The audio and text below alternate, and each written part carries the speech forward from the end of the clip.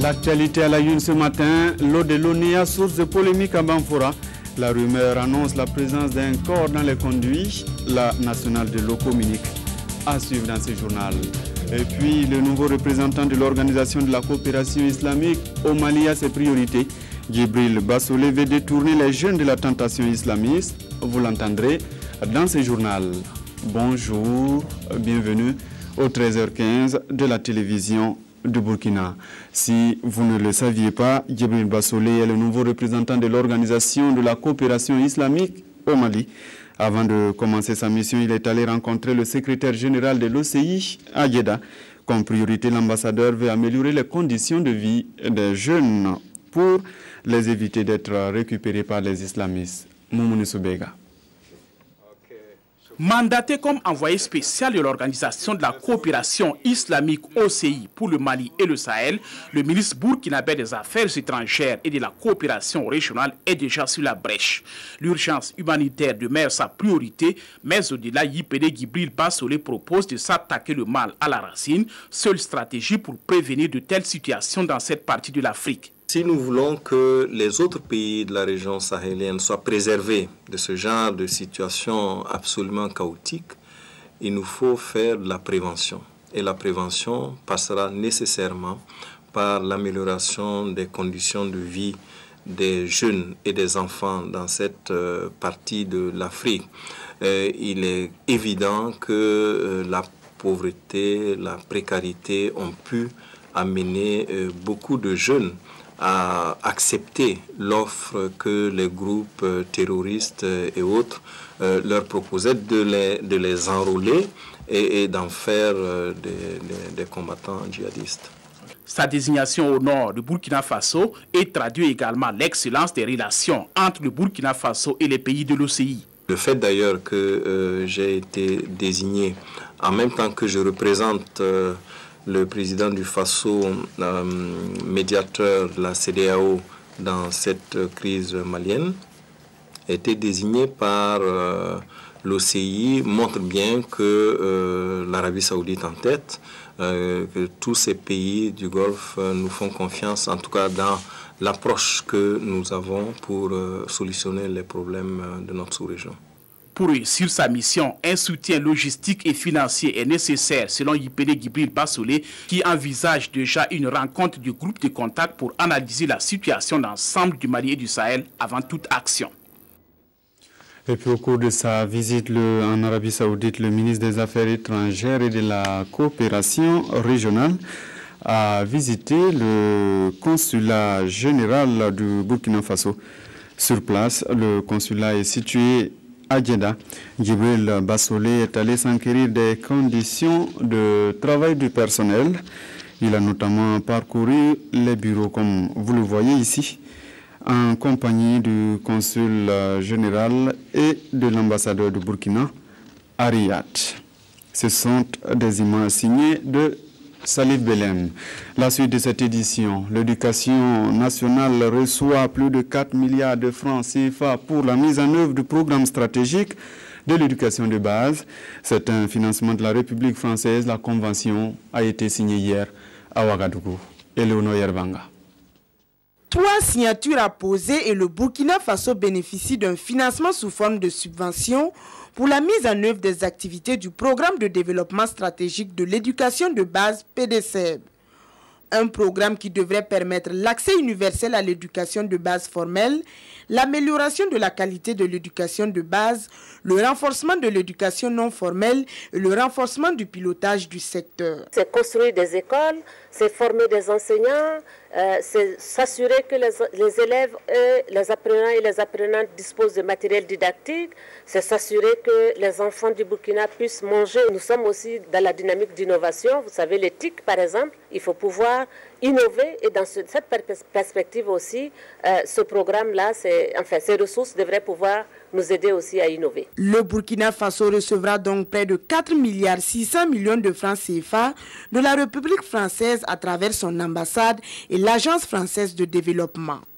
Aux côtés du Burkina Faso, d'abord, la France souhaite accompagner la stratégie de développement du Burkina Faso, qui est aujourd'hui la stratégie de croissance accélérée de développement durable et qui fait de ce secteur de l'éducation une priorité. Donc il est normal que les partenaires techniques et financiers s'alignent sur les priorités stratégiques du pays partenaire. Mais d'autre part, eh bien, c'est également pour nous, la France, je pense, un sujet particulièrement important puisqu'il participe de l'atteinte des objectifs du millénaire du développement. Cette signature de convention porte à 6 les accords signés entre le Burkina Faso et la République française pour le financement des activités éducatives. Toute chose qui démontre l'excellence des relations de coopération qui existent entre les deux pays. C'est au tour de la région du Nord d'accueillir le comité de suivi de la mise en œuvre des réformes politiques consensuelles du CCRP. À Waïguya, les assises régionales ont abouti à des propositions pour accélérer le processus de mise en œuvre de ces réformes. Godefroy Bazier. Une centaine de participants ont passé en revue à Waïguya la mise en œuvre des réformes politiques consensuelles. Les participants de la région du Nord ont ainsi travaillé à consolider la démocratie et la paix sociale. Au sortir de ces travaux, nous pouvons dire qu'au niveau de notre parti, nous sommes pleinement satisfaits de l'adhésion des participants, l'adhésion de toutes les couches socio-professionnelles du pays quant à la mise en œuvre de ces réformes consensuelles, gage d'une démocratie apaisée au Burkina Faso. La présentation du rapport de mise en œuvre des propositions de réformes politiques consensuelles a été suivie d'échanges. La rencontre s'est notamment prononcée pour l'adoption d'un plan d'action pour accélérer la mise en œuvre des réformes politiques consensuelles qui restent en suspens.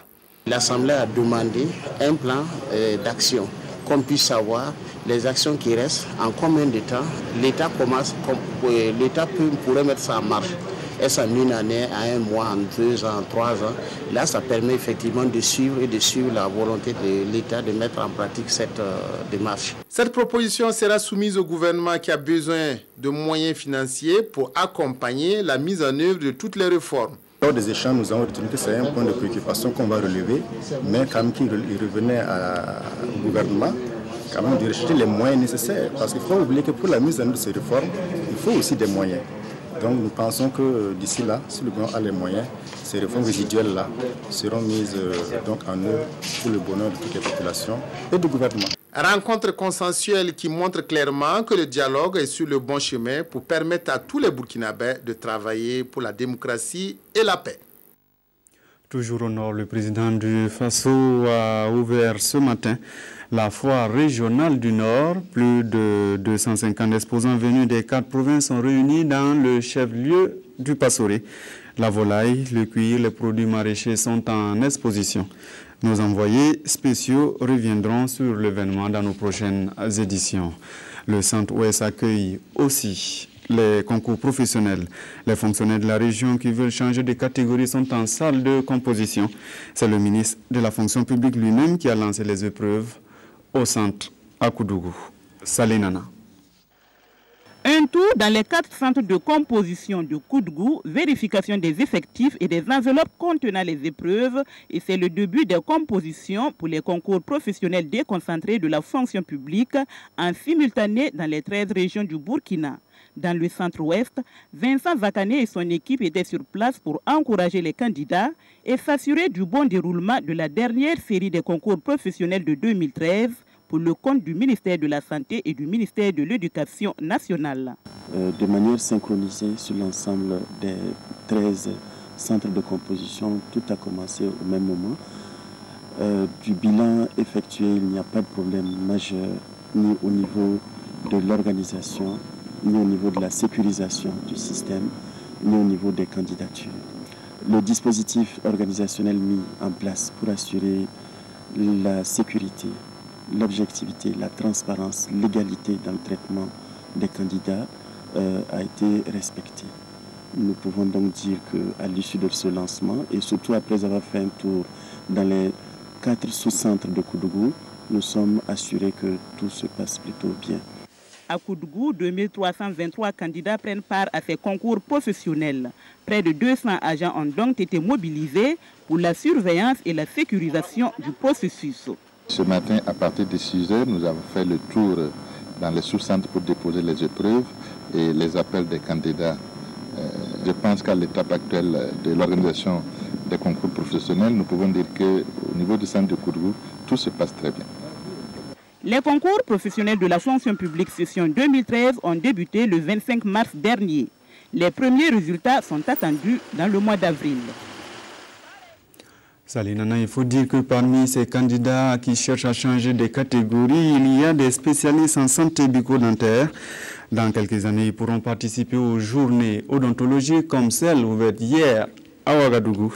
D'enseignes pour une vie saine, voici le thème retenu cette année. Nathalie Sawadougou. Environ 750 élèves policiers et de gardes pénitentiaires vont être formés sur les méfaits des infections bucco-dentaires afin de pouvoir éviter les maladies. Organisée par l'Association des chirurgiens dentistes du Burkina, en partenariat avec le GADEF, le groupement des associations dentaires francophones, cette journée est placée sous le thème « Des dents saines pour une vie saine ». Cette cérémonie cadre précisément la promotion de la santé bucco-dentaire. Elle vient en appui pour réveiller les acteurs de la profession dentaire que sommes nous autres pour pouvoir être à la hauteur des attentes de nos populations. Le choix de la cible est significatif et symbolique, a précisé le président de l'Ordre national des chirurgiens dentistes du Burkina. Vous savez que la police nationale couvre tout le territoire et donc ce sera des bons relais pour la sensibilisation aux problèmes bucco-dentaires. Et c'est une formation qui vient à point nommé pour le directeur de l'École nationale de la police. Elle intervient en pleine formation militaire de base des élèves, où ils sont sollicités de façon intense et au quotidien sur le plan physique, parce que c'est la formation militaire, donc il y a des parcours d'obstacles, il y a des marches, il y a des manœuvres diverses au plan physique, mais aussi psychologique. Donc toutes choses et toutes situations qui accroissent leur vulnérabilité au plan de la santé. L'association des chirurgiens dentistes du Burkina étant membre actif du GADEF, le premier responsable de ce groupement est venu soutenir ses partenaires du Burkina. Une séance de dépistage est prévue à l'occasion. Voilà. Ces chirurgiens dentistes pourront désormais en tout cas travailler avec précision grâce à ce renforcement de l'expertise du personnel des laboratoires. Un centre leur offre la formation continue et une unité externe s'occupe de la qualité des examens. Les deux ont été inaugurés hier. Lazare Pouya. Voici le nouveau centre de formation continue des personnels de laboratoire et de l'unité d'évaluation externe de la qualité des examens. Il est le fruit du partenariat entre le ministère de la Santé, l'Agence française de développement AFD et la Fondation Mérieux. Entièrement équipé de matériel de laboratoire, d'ordinateurs et de mobilier, ce centre s'inscrit dans le projet Réseau d'Afrique de l'Ouest des laboratoires, Rezaolab. En plus de cette infrastructure, 3 autres centres ont été construits à Bobo-Dioulasso, à Wayugia et à Fadam-Gourma à plus de 370 millions de francs CFA. Et celui de Ouagadougou aurait coûté plus de 225 millions de francs CFA. Nous pensons que le renforcement des capacités de diagnostic des maladies infectieuses et les maladies touchant les personnes vulnérables, ce renforcement est important. Et c'est pour ça que nous avons lancé en Afrique de l'Ouest ce projet qui s'appelle Rezaolab, qui vise à renforcer la qualité des examens pratiqués pour les populations. En 2008, nous avons été saisis d'une demande de la part de la Fondation Mérieux pour l'appuyer dans le financement d'un projet d'appui au laboratoire d'analyse dans 3 pays d'Afrique de l'Ouest, le Burkina Faso, le Sénégal et le Mali. Et dans la mesure où la Fondation Mérieux est un acteur central parmi les acteurs de droit privé français, au même titre que l'Institut Pasteur, pour promouvoir l'expertise française en matière de développement sanitaire, nous avons souhaité l'accompagner. Convaincu que les laboratoires constituent un outil d'aide au diagnostic, de suivi du traitement médical et de contrôle de l'état de santé des populations, la Fondation Mérieux et l'AFD ont voulu accompagner le ministère de la Santé dans la décentralisation et le renforcement de la formation des agents de laboratoire. C'est un centre véritablement important en ce sens qu'il renforce les capacités des agents qui travaillent dans les laboratoires, mais aussi qu'il rassure que les laboratoires qui sont en ville ou qui sont dans nos services publics travaillent avec tout le professionnalisme et la qualité afin de sortir des résultats qui sont des résultats fiables. Et pour atteindre des résultats fiables, il n'y a pas autre solution que d'assurer la formation continue des agents de laboratoire. Autre point de l'actualité ce matin, un comité pour valoriser l'agence de l'eau du Nakambe. En chiffre, c'est une superficie de 60 000 km², même problème. Les activités minières et industrielles sont les principales menaces. Les 45 membres devront en 3 ans améliorer la quantité et la qualité de l'eau du bassin. Pélagie Sawadogo. Voici le nouveau comité de bassin de l'agence de l'eau du Nakambe. Installé ce mercredi 27 mars à Zignaré, c'est un comité fort de 45 membres composé de 3 collèges que sont l'État, les collectivités territoriales et les usagers de l'eau. Il sera chargé de la mise en œuvre de la politique nationale de l'eau dans l'espace de gestion du Nakambe. Ce comité de bassin-là, à travers les différentes commissions décentralisées en leur sein, doivent veiller, en l'occurrence avec les comités locaux de l'eau, comités locaux de l'eau doivent veiller vraiment à la gestion intégrée de cette ressource en eau-là. Quelles que soient les activités qu'on mène avec l'eau, que ce soit pour l'élevage, que ce soit pour l'agriculture, que ce soit pour la pêche, et les activités minières, les activités industrielles, il y a des règles qu'il faut respecter et ce sont ces comités-là, donc c'est ce comité de bassin-là qui est vraiment appelé à jouer ce rôle-là. Le nouveau comité aura également à relever un certain nombre de défis, notamment l'élaboration du chemin directeur d'aménagement et de gestion des eaux, la mise en place des comités locaux de l'eau et la délimitation des périmètres. Les usagers de l'eau se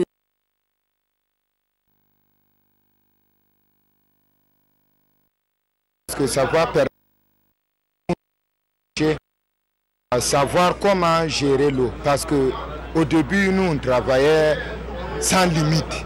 Mais maintenant, avec l'agence de l'eau de Nakambe, on trouve qu'on aurait une opportunité de pouvoir gérer l'eau.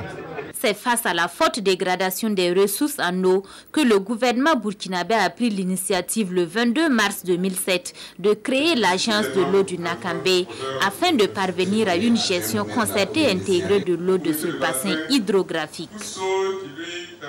Parlant de la qualité de l'eau, celle servie par l'ONEA Banfoura fait débat.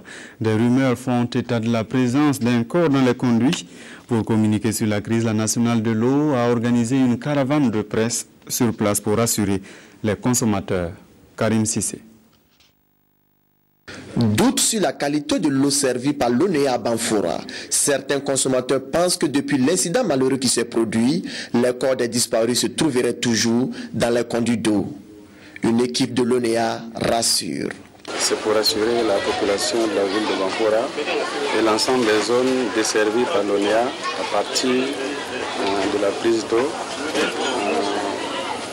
où les gens ont fait passer des informations pas tout à fait justes, qu'il y aurait des cadavres dans les conduits de l'ONEA. C'est pour démentir ces informations-là de façon concrète et rassurer la population que l'eau qui lui est distribuée est de bonne qualité. L'équipe a débuté sa visite ici, au pied des dômes de Fabédougou. Là, les techniciens ont montré aux journalistes la zone de prise d'eau de l'ONEA Banfoura, une zone située à 2 km du lieu du drame. Les hommes des médias ont aussi vu l'endroit où les 2 corps ont été repêchés. Vous voyez que cette partie se situe nettement après la prise de l'ONEA, à environ 2 km. Voilà. Alors, donc c'est pour dire que l'incident ne s'est pas produit dans les conduits de l'ONEA, mais après la prise de l'ONEA. Après 72 heures de pénurie, l'eau est de retour à Banfoura. De quoi soulager les populations. Depuis avant-hier, on est là, on ne fait que souffrir à cause de l'eau. On parcourt par exemple 15 km pour aller chercher de l'eau potable. Bon, aujourd'hui, je vois qu'il y a l'eau, c'est à cause de ça que je suis venue pour chercher l'eau. L'eau, vraiment, l'eau, c'est la vie. Sans l'eau, là, vraiment, on ne peut pas vivre. Et je suis très content de gagner l'eau. Mais jusque là, comme il y a d'autres qui disent que c'était des gens qui étaient tombés dans l'eau là. Bon, jusque là, il y a d'autres qui pensent que l'eau là est sale, l'eau là est comme ça quoi. Et pour toi? Bon, pour moi, comme ça vient de la fontaine là, chez moi c'est de l'eau potable. Pour rassurer les plus sceptiques, Moumouni Savadogo, directeur de l'exploitation de l'ONEA, a bu un verre d'eau à la fontaine. Le docteur Ly, maire de la commune rurale de Sorlan au Sahel, celui qui se présente comme sage et théoricien, devra surtout travailler à donner de l'eau, des routes et aussi des infrastructures sanitaires à sa population. Karim Patrick Namouano. Solhan dans le Sahel, une commune rurale confrontée à de nombreux défis, infrastructures socio-éducatives insuffisantes pour une majorité de la population attirée par l'or, absence de système d'adduction d'eau potable, absence de canalisation pour les eaux usées, routes inaccessibles en saison pluvieuse. Bref, voici l'image que Solhan réserve aux visiteurs. Ces contraintes font partie des priorités du nouveau conseil municipal, avec à sa tête Dr Aboubakar Sadouli. Pour cet intellectuel connu pour ses prises de position, il faudra passer de la parole à l'action. Mais avant, une mise au point s'impose. Il faudra qu'on redéfinisse ensemble, eux et moi, ce qu'est le développement. Parce qu'il y a l'entendement du développement selon les techniciens et selon les partenaires financiers européens. Et moi, j'ai un autre entendement que je vais discuter avec les populations. Mais si nous sommes d'accord, on ira. Parce que le développement, c'est une construction, c'est une architecture. Issu des rangs du mouvement progressiste africain MPA, le maire devra travailler avec 16 élus de l'ADF-RDA et un seul du CDP. Au-delà des élus, Dr Aboubakar Sadouli compte sur chaque fille et fils de Solhan pour apporter sa pierre à l'édification d'une commune prospère. Toute son expertise sera consacrée à sa commune. N'oubliez pas que je suis un médecin et que dès qu'un élément d'un organisme manque, on parle de carence. Donc pour qu'il n'y ait pas de blocage du développement, il ne faut pas qu'il y ait de carence. Il faut être audacieux parce que le rêve à lui seul ne suffit plus. On peut rêver et rester sur son lit, sur sa natte sans rien faire. Si on rêve, on a de l'ambition, on est audacieux, on a de l'initiative, on a le goût du travail bien fait, les résultats viendront.